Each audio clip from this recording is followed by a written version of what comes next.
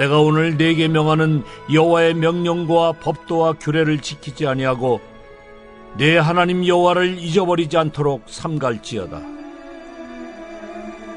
네가 먹어서 배부르고 아름다운 집을 짓고 거주하게 되며 또 내 소와 양이 번성하며 내 은금이 증식되며 내 소유가 다 풍부하게 될 때에 내 마음이 교만하여 내 하나님 여호와를 잊어버릴까 염려하노라. 여호와는 너를 애굽 땅 종되었던 집에서 이끌어내시고 너를 인도하여 그 광대하고 위험한 광야 곧 불뱀과 전갈이 있고 물이 없는 간조한 땅을 지나게 하셨으며 또 너를 위하여 단단한 반석에서 물을 내셨으며 네 조상들도 알지 못하던 만나를 광야에서 네게 먹이셨나니 이는 다 너를 낮추시며 너를 시험하사 마침내 네게 복을 주려 하심이었느니라. 그러나 네가 마음에 이르기를 내 능력과 내 손의 힘으로 내가 이 재물을 얻었다 말할 것이라. 내 하나님 여호와를 기억하라. 그가 네게 재물 얻을 능력을 주셨습니다. 이같이 하심은 내 조상들에게 맹세하신 언약을 오늘과 같이 이루려 하심이니라. 네가 만일 내 하나님 여호와를 잊어버리고 다른 신들을 따라 그들을 섬기며 그들에게 절하면 내가 너희에게 증거하노니 너희가 반드시 멸망할 것이라. 여호와께서 너희 앞에서 멸망시키신 민족들 같이 너희도 멸망하리니 이는 너희가 너희의 하나님 여호와의 소리를 청종하지 아니함이니라.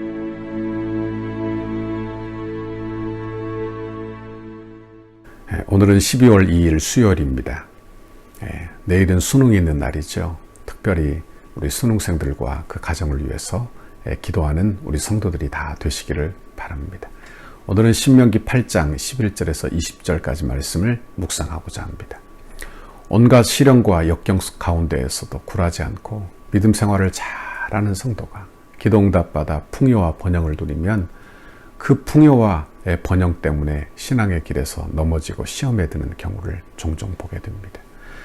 오늘 신명기 8장에서 모세는 가나안 땅의 풍요에 대한 말씀을 해주고 있어요. 7절 이하에 보면 골짜기에서든지 산에서든지 시내와 분천과 샘이 있다고 했습니다. 먹을 것이 풍족해요. 아무 부족함이 없다는 거예요. 참으로 꿈 같은 이야기가 아닙니까? 광야에서는 어떻게 살았어요? 부족한 거 투성이잖아요. 그저 한 벌로 옷을 입고 신 하나로 40년을 살았습니다. 그런데 모세가 뭘 말을 하느냐? 이제 가나안 땅에 들어와 풍요로움을 경험하게 될 것인데 그 풍요를 이제 주의하라 이렇게 말씀하고 있는 것입니다. 우리도 고난당할 때 하나님 앞에 엎드려요.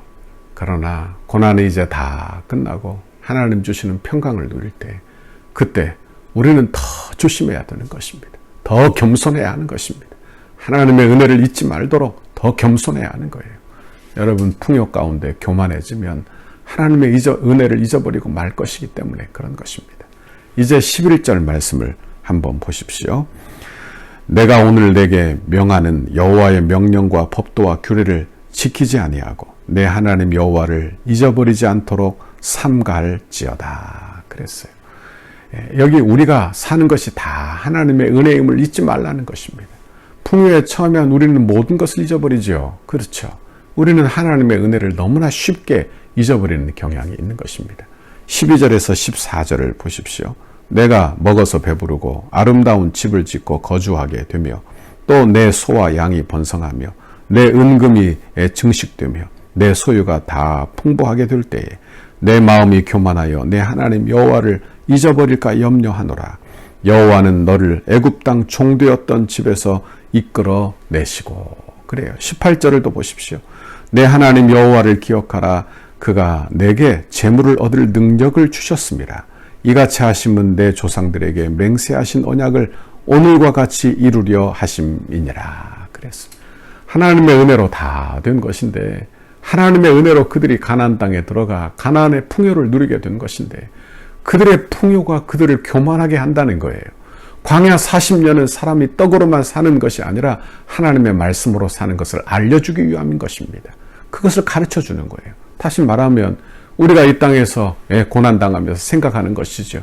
세상의 물질로만 사는 것이 아니라 하나님의 은혜로 사는 것이구나. 이것을 배우게 하는 것입니다.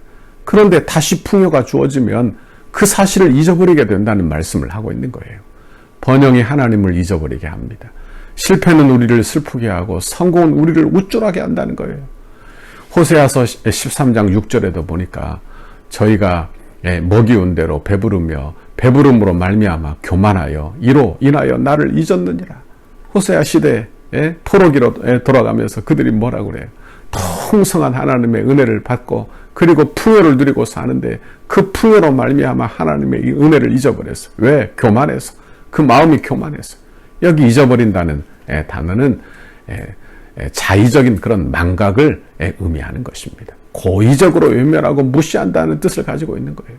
교만은 높이다, 일으키다, 칭송하다 그런 뜻을 가지고 있는 단어가 되는 것입니다.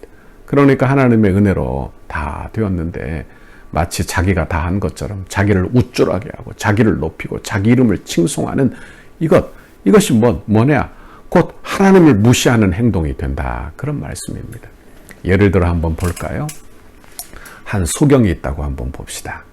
한 소경이 이 장애인이 다른 사람의 도움을 받아 손을 잡고 험준한 산을 넘어갔다고 한번 봅시다. 대단한 일이지요. 그도 그런 용기를 냈으니 대단한 일입니다. 그렇다고 그가 내가 이 산을 넘었다 하며 그를 이끌어온 인도자에 대한 고마움을 모른다면 참으로 우스운 이야기가 아닐 수 없는 것입니다. 마치 이와 같은 거예요. 우리가 험준한 산을 넘고 고난을 이겨낸 것은 하나님의 은혜로 된 것입니다. 그런데 하나님의 은혜를 기억하지 못한다면 이 소경과 무슨 다를 바가 있겠느냐 그런 말씀이에요. 우리가 산 것은 하나님의 은혜가 아닙니까? 하나님의 은혜를 잊어버리면 그것이 바로 교만이 된다는 것을 알게 되는 것입니다. 이제 교만이 어떻게 나타나는지를 보십시오. 19절 말씀을 보세요. 내가 만일 내 하나님 여호와를 잊어버리고 다른 신을 따라 그들을 섬기며 그들에게 절하면 내가 너희에게 증거하노니 너희가 반드시 멸망할 것이라 그랬어요. 교만이 어떻게 나타납니까? 다른 신을 섬기는 것으로 우상 숭배로 나타난다는 거예요. 하나님을 잊어버리고 다른 신을 섬기고 추구한다는 것입니다. 하나님이 가장 싫어하는 게 뭡니까? 바로 우상 숭배 아니에요. 그래서 모세는 너무나도 많이 강조한 것이 바로 우상 숭배를 하지 말도록 우상에게 절하지 않도록 한 것입니다. 그런데 하나님보다 더 사랑하는 것이 우상 숭배인데 여러분 그 하나님보다 더 사랑하는 것 이 모든 것이 바로 탐심, 바로 풍요에서부터 나온다는 것을 알게 되는 것입니다. 그러므로 교만은 우상 숭배와 매우 깊은 연관이 있다는 것을 우리는 기억하시기를 바랍니다. 오늘 본문 17절을 보세요. 사람이 재물을 얻고 풍요해지면 내 능력과 내 손의 힘으로 내가 이 재물을 얻었다 말한다는 것입니다. 그러므로 모든 것이 하나님의 은혜의 결과인데 저와 여러분이 하나님의 은혜가 아니면 뭐라도 하나 얻을 수 있는 게 뭐가 있겠어요. 그런데 하나님의 은혜로 된 것을 내 힘으로 했다 하며 탐심으로 그렇게 하나님 외에 다른 것을 사랑하게 된 것, 이것이 바로 우상 숭배라 하는 것입니다. 사울 왕은 참 왕이 되기 전에 겸손한 왕이었어요. 그러나 그가 왕이 되고 난 이후에 전쟁에서 이기고 형통할 때 그는 어떻게 됩니까? 아주 교만한 사람이 되죠. 그래서 자기를 위하여 기념비를 세우고 그리고 교만해지자 하나님이 그를 버리게 되는 것입니다. 보십시오. 여러분, 우리는 하나님을 늘 하나님으로 인정하며 살기를 바랍니다. 그것이 우리의 신앙생활 되어야 하는 거예요. 출애굽한 구세대들이 멸망한 이유도 바로 여기에 있는 것입니다. 하나님을 하나님으로 인정하지 않아요. 그들은 교만하여 하나님을 인정하지 않고 하나님의 백성으로 살지 않는 것입니다. 그리고 가나안 땅의 번영에 취해서 더 번영하고 더 많은 재물을 위해서 가나안 땅의 이방의 신을 섬기고 이방 신에게 재물을 드리고 절하는 일들을 벌리게 되는 것입니다. 그러면 어떻게 된다고 했어요? 자기가 더 번영하기 위해서 그 일을 했지만 그 일로 말미암아 반드시 멸망한다는 거예요. 보십시오. 내가 하나님의 은혜로 사는 것이 복이지 내 번영을 위하여 세상을 쫓아간다. 그리고 우상을 섬긴다. 이건 멸망의 길이라는 말씀입니다. 그러므로 우리는 주의 말씀을 따라 살기를 바랍니다. 말씀에 순종하며 살기를 바랍니다. 우리가 그렇게 살 길이 복된 방법이에요. 이 세상에 그렇게 사는 것이 어리석어 보일지 몰라도 우리는 하나님이 복을 주셔야 복을 받는 존재예요. 하나님이 우리를 붙잡아 주셔야 붙잡히는 존재가 되기 때문에 그렇습니다. 어려울 때나 풍요로울 때나 같은 마음으로 주를 사랑하고 섬기는 우리 모두가 되기를 바랍니다. 어려울 때도 풍요로울 때도 문제가 있을 때도 문제가 풀렸을 때도 한결같은 마음으로 주를 섬긴다면 얼마나 복된 일이에요. 원하기는 오늘 하루도 이런 은혜를 주시기를 바랍니다. 여러분 가정에 하나님의 공유를 주시기를 바랍니다. 오늘 하루도 힘을 내시고 그리고 하나님 섬기는 마음을 변치 않게 하시기를 바라고 하나님 잘 섬기고 예수 잘 믿는 저와 여러분이 되고 하나님의 말씀을 신뢰하며 사는 저와 여러분이 되어서 오늘 하루도 승리하며 살기를 간절히 바랍니다. 같이 기도하겠습니다. 하나님 아버지 감사합니다. 오늘도 하나님의 귀한 말씀 우리에게 들려주시며 우리가 풍요로울 때도 기도 응답받은 후에도 하나님 신뢰를 변치 말라고 우리에게 말씀해 주시니 감사합니다. 그 말씀을 꼭 기억하며 하나님 신뢰하며 살게 해주시고 하나님의 은혜로 살게 해주시고 하나님의 공률하심 따라 사는 우리 성도들 다 되도록 인도해 주옵소서. 오늘 하루도 주님의 말씀으로 아버지 우리의 생각과 마음을 지켜 주옵소서. 예수님 이름으로 기도하옵나이다. 아멘. 우리 교회를 향한 주님의 뜻을 이루소서. 100대 기도문 수요일 페이지 13페이지 하나 되는 건축 가정을 위하여 함께 기도하겠습니다. 설계를 통하여 표현된 상징성, 기능성, 경고성, 미래성이 은혜롭게 건축되어 덕수교회 건축이 시대를 대표하는 건축이 되게 하옵소서. 하나님께서 지혜를 주시고 재능을 주셔서 설계사의 도명 그대로 정확하고 세밀하게 시공되게 하옵소서. 시공사와 건축위원회 사이에 원활한 소통이 이루어지게 하시고 교회 건축의 모범이 되는 건축 과정이 되게 하옵소서. 시공사를 통하여 진행되는 건축의 단계마다 그 분야에서 가장 신실하며 탁월한 전문가들을 붙여주시고 성령으로 하나 되어 최상의 팀워크를 이루게 하옵소서. 처음부터 끝까지 모든 과정에 하나님의 인도하심을 받는 시공사가 되게 하시고 한치의 어긋남과 흐트러짐이 없이 완벽하고 튼실한 건축 과정이 되게 하옵소서. 부사릴과 오올리압처럼 정직하고 신실한 마음으로 공교한 기술과 예술성, 안정성으로 섬기는 건축 시공사가 되게 하옵소서. 세밀한 시공을 통하여 성전 건축이 덕소와 남양주를 대표하는 명품 건축이 되게 하시고 한국 건축의 새로운 모델이 되게 하옵소서.